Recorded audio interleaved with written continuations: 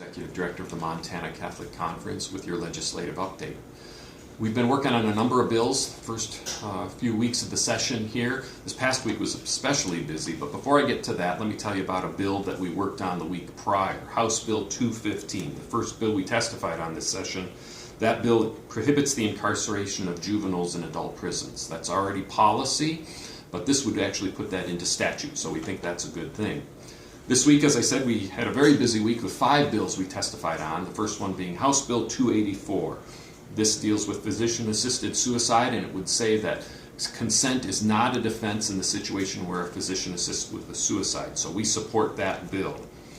Next bill this week that we worked on was Senate Bill 147.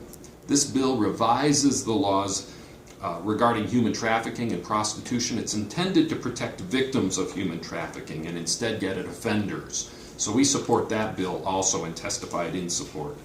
House Bills 146 and 147, they go together. These deal with a very misunderstood issue around sanctuary cities. House Bill 147 is actually a legislative referendum.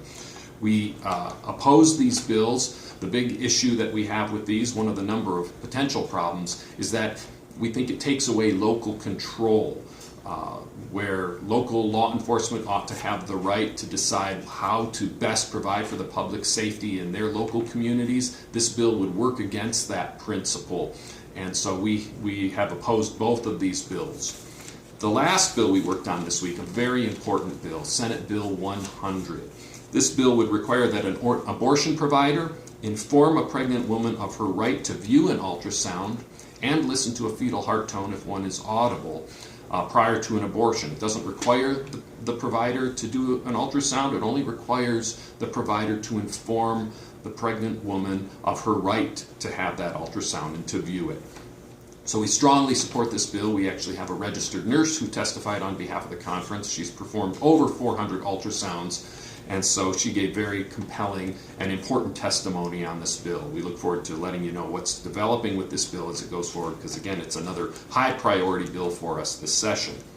Lastly, I want to bring you up to date on some of the bills we're watching that will be coming up here, maybe this week, maybe the following week, coming up shortly though. The first one is a bill that would prohibit life without parole for juvenile offenders, those life without parole sentences for those who commit crimes as youth, as minors. We're going to be watching that bill and are inclined to support that. The next one I want to mention is there will likely be a bill to add gender identity and sexual orientation to our state's non-discrimination statute. We don't know exactly when that bill will be introduced, but we do anticipate that. We've seen that bill previously, so I'll let you know as that moves forward also. Another bill that you've heard about for a number of sessions from us is a bill to abolish the death penalty. We're working very hard on this issue, part of a coalition that works to abolish the death penalty in Montana and pass that legislation. That will be introduced, I anticipate, very shortly, and I'll let you know when that's moving through committee. The last one I'll mention is it looks like there will be a bill to establish in statute incarceration standards for pregnant women. This bill is still being worked through, still being discussed, but we think there are a lot of good things in that bill. And so again, I will keep everyone up to date as we go forward with that bill and these others I've mentioned and other things that may not be on our radar yet that we're waiting to see come up here in the coming weeks. So thank you.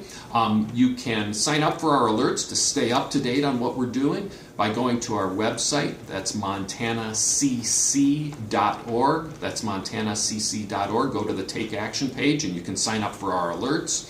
And follow us on Facebook. We have a Facebook page where we put out a number of bits of information about these bills we're working on, and it's a great way to follow us and follow the work of the conference.